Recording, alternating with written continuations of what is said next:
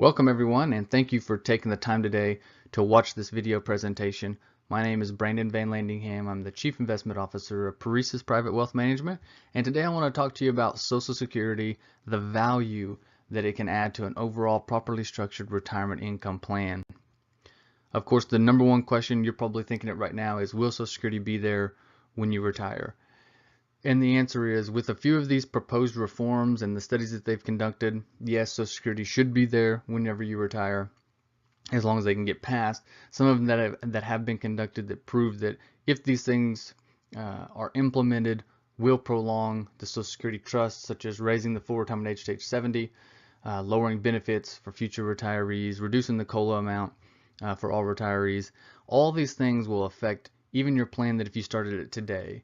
But what I want to emphasize is that you need to start planning today, and if you have to adjust that in the future to any reforms that are implemented, then you can do that then. But today, let's plan as if Social Security just continues on, and more than likely, if you are a baby boomer, your Social Security will not be affected by these reforms. They'll probably be progressive in nature. So today, I want to talk about the major categories of Social Security and their benefits. The number one, your retirement benefit based on your work record, your spousal benefit, which can be up to 50% of your spouse's retirement benefit based on their work record, and then of course your survivor benefit up to the higher amount of your own or the deceased benefit. Now, Social Security and the survivor benefit, most people understand this. If Bob and Mary are married, Bob receives $2,000 a month, Mary receives $1,200. If Bob passes away, she will receive his full retirement amount, what he was pulling out of Social Security at that point in time. Now, how much can you expect to receive? There's several things that can affect this. Number one is your work record, how much you've made over your lifetime, the amount of time that you've worked. Of course, the age at which you apply for benefits. We'll talk about these different strategies going forward. Full retirement age, whether you take it early at age 62, 63, or post full retirement age, later than age 66 for most people, or 67 is the longest now currently. So let's look at, what if you apply for benefits early? How does that affect it? Most people know they get a reduced benefit, but they don't know by how much. So let's assume that you have a PIA, which is primary insurance amount of $2,466. If you apply for that benefit at age 62, you'll receive 75% of it. If you wait a year to 63, it'll jump to 80, and it progressively gets higher. But either way, you'll take less, of course, than if you waited till full retirement age. What we're using here in this example is the generation, or the people that were born between 43 and 54. Full retirement age is going to be at age 66. So if you wait to apply till after full retirement age, you'll see that it gets progressively higher. You are actually guaranteed 8% per year as long as you delay. They're called delayed credits. So here at 67 years old, if you wait a year after full retirement age, you'll get 100% of your PIA.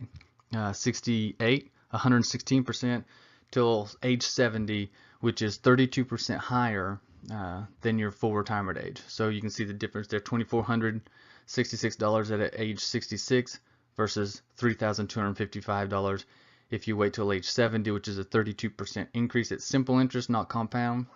So each year that you wait, it will be just a simple interest, 8% per year.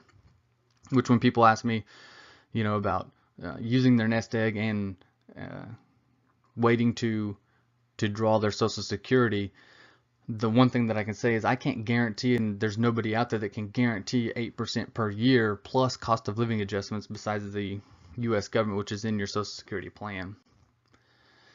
Now, how to estimate your Social Security benefits? There's a couple ways of doing that. Of course, I tell most people to go to www.ssa.gov, create a username and log in, and then you can get up-to-date information.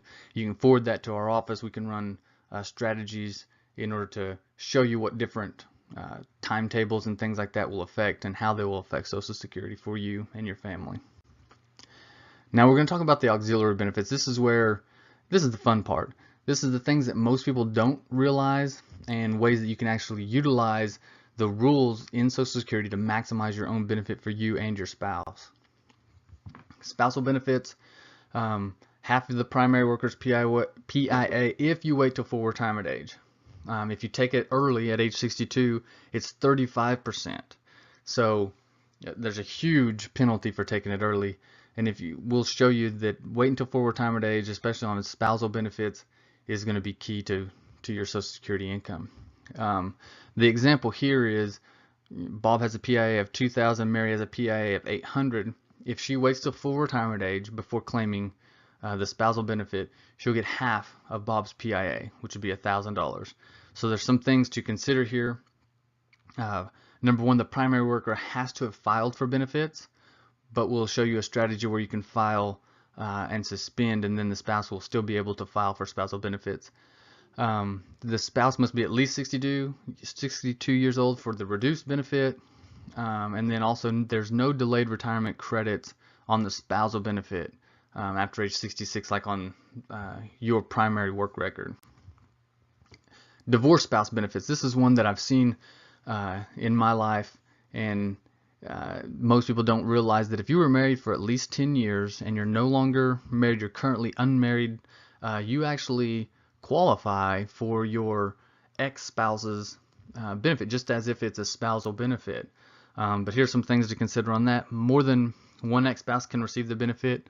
So if your ex-spouse was married multiple times, each ex-spouse can actually claim benefits that won't affect the ex-spouse's or its current spouse benefit, and they're not going to be notified that you're drawing those benefits. And then of course the divorced spouse, those benefits you'll no longer receive those benefits if you are remarried or do remarry later. When one spouse dies, the surviving spouse will receive the higher of the two benefits. Okay, so here's another example: Julie and Joe. Joe's benefits $2,000, Julie's benefits $1,200. If Joe dies, she'll receive the higher of his or her benefit. So in this case, she'd receive the $2,000 benefit. If Julie passed away, then Joe would just maintain his current benefit. So here's some of the rules for the survivor benefit as well. Couples must have been married for at least 9 months unless there's an accident. The survivor must be at least 60 for the reduced benefit. So if you're married and your spouse is quite a bit older and they're already receiving their benefit, if they do pass away, you need to be at least age 60 in order to claim those reduced survivor benefits. The survivor benefit are not available if the widower remarries, and divorced spouse survivor benefits are available if you're married at least 10 years, same as the spousal benefit that we looked at just a second ago. So when should you apply for benefits? This is a huge question, and there's no one answer or a blanket response. Most of the time you're going to hear, just wait as long as you possibly can, but really there's a lot of things to consider, such as your health status now, your life expectancy. I mean, did your parents live to be, well into their 90s or 100? Also the need for income. It can't be overlooked that if you've lost your job or you need the income, maximizing Social Security is not going to benefit you in the long run. You're going to need the income today. And also whether or not you plan on going back to work in any capacity. And also your survivor needs. One thing to consider is if you claim your benefits early, it'll reduce them for your spouse as well if anything were to happen to you. And if you delay those till age 70, for example, the spouse will also reap those benefits as well. So here's some of the why to delay benefits if you're able to do so. And again, we'll look at those same benefits of $2,466. We're going to use 2.8% as the inflation or cost of living adjustment. And as you can see, as you run down through there, it's the same graph that we looked at earlier. So at age 62, you'll receive 75%. But how does that affect your benefit going forward? Because you can also see that if you have a cost of living adjustment, that it can significantly increase that amount. And also if you wait, so this is just looking at that same chart. If we look at it from waiting, so at age 70 versus if you claimed it at age 62, you can see that the amount, the 2.8% COLA is correct, that the amount almost doubles. So if you wait till age 70 versus 62, you'll be pulling $4,000. And if you look at the cost of living adjustment going down the side, by the time you're age 80, 5,300 versus 3,000, because if you claim it at age 62, you're still going to get the cost of living adjustment. So it will continue to increase, but its cost of living adjustments can drastically improve if you wait till after full retirement age, and it can also hurt you, if you start claiming early, because that cost of living adjustment will be on a lower amount. So here are some things to consider when determining when to claim or apply for your benefits. And if you apply early, your benefits will start lower and stay lower for life. The cost of living adjustment magnifies, which you just spoke about, the impact of early and delayed claiming. And then decisions going to impact your spouse as well going forward. Now, how can I maximize the benefits? Here are some of the strategies to look for. Number one, improve your work record. And also pull your work record and look and make sure, is it accurate? Is there any years missing? It's not uncommon for Social Security to leave out years that you actually worked. And will it improve your work record if you work longer? Number two, the second strategy here is the optimal time. You have to look at your income needs, both now and in the future, what your life expectancy, what your spouse's life expectancy is. Maybe your family seems to pass on early and your spouse's family lives to be 100. You need to take that into consideration in your overall retirement income plan, because if you were to pass away at, say, age 70, but you waited till age 70 to start your benefits, your spouse will get that extra amount, that 32% higher amount, for the rest of their life as well. So it's just things to consider going forward. And of course, number three is coordinate your spousal benefits. And here's a strategy that is very common, and it can drastically, it can mean the difference in, a few $1,000s to several $100,000 difference in Social Security benefits over you and your spouse's lifetime.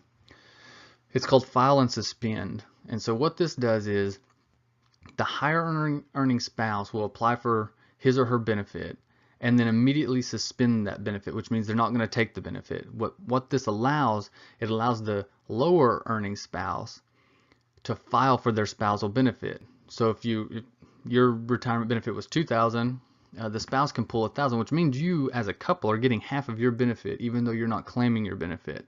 And so this allows the higher earning spouse to wait to claim benefits till age 70. So they're getting that 8% guaranteed increase in their benefit amount as they wait, and at the same time getting half of their benefit as a couple. So here's an example: Bob and Barbara, age 66. Both are age 66. Bob's PIA is $2,000. Barbara's $800. Bob wants to delay his benefit to age 70, so Barbara wants to file for her spousal benefit now. So Bob files his for his benefit, immediately suspends it at age 66. Then this allows Barbara to claim her spousal benefit, and what she'll file is actually a restricted benefit, and then she can actually turn on her 8% delayed credit as well, as long as she's, it's after age 66 in this case. And then Bob's benefit just continues to grow, those delayed credits. So you can see where that can just drastically increase the amount that you're able to pull, especially once Bob turns age 70 and then kicks on his benefit. It'll be 32% higher than if you were to take it at age 66 in this case. So taxation is another important concept. I've been asked this several times, and you want to minimize taxation. The best thing to do is get in touch with your CPA or contact a CPA. If you need referrals, have a great CPA that I've known my entire life that can help you in minimizing the taxation of your Social Security benefits. But here are some of the rules on those. If you're married and filing jointly, which is the most common, that's what we'll talk about right now. The others are listed below. If you earn under $32,000 of provisional income, which is your AGI plus half of your Social Security benefit plus anything that's tax exempt, so they're going to include that in your provisional income. So that half of Social Security is just tagged right along in there. And if it's more than or under $32,000, you don't pay anything on your Social Security. If it's between $32,000 and $44,000, 50% of your Social Security will be subject to tax, and then if it's over 44,000, 85% of your Social Security will be subject to income taxes. So as you can see, depending on the amount that you make, if you're going to be working, there's a lot of things to consider when determining when to take and what to do whenever you do take your Social Security to maximize that over long periods of time. So the next thing is strategy number 5, Social Security in conjunction with your overall retirement plan. That is key. Using those in conjunction, you may have to pull a little bit from your retirement nest egg in order to delay your Social Security. And a lot of people don't like to do this because they can see their nest egg. They know what amount is in there. But I always try to make them realize the impact of Social Security over their life. And that could mean, like I said, the difference between, $700,000 and $1 million being pulled from Social Security. And most people don't realize that Social Security is probably one of, if not their largest financial asset, but they just don't see it as a lump sum. They see it as if I pass away, the benefit's gone. And that's true, but at the same time, if you pass away, I mean, your IRA or your retirement nest egg's not going with you anyway. But that's something that just to keep in mind in your overall planning for retirement income. Definitely look at both of them in conjunction with each other. And then, of course, Social Security, it's way too important, just to go at it blindly. Just look at the amount that can be pulled. Like I said, can be in the 6 figures for a lot of people. Average Americans are going to pull 6 figures over their lifetime. And they can increase that drastically if they properly plan for it. So here's one thing to keep in mind is don't hesitate to just pick up the phone and give our office a call. We'll be more than happy to help. No cost consultations. Fill out an email that asks for Social Security and Medicare Survival Guide, which is a book that I wrote. It's not even a book, it's 50 pages, and really it just hits all the basics. It'll prepare you for that conversation that you have with your financial advisor. What's the best strategy for me to take? You'll have the questions, will this apply to me? Even if you don't understand it exactly, at least it'll give you the questions that you need answered. And then feel free just to give our office a call. We'll send you out a checklist. You can run down through it. It's actually more like a data gatherer. Send that back to our office. We'll be more than happy to put that in our software program that'll help you determine when is the appropriate time and what is the best strategy for you in order to maximize your Social Security based on your current amount in your the current amount in your nest egg plus Social Security. What is the best strategy for you and your spouse to take? That's it for today. I hope that you took something from this. I hope it was educational. Like I said, any questions, just pick up the phone and give our office a call. I thank you again for watching the video and hope to talk to you soon.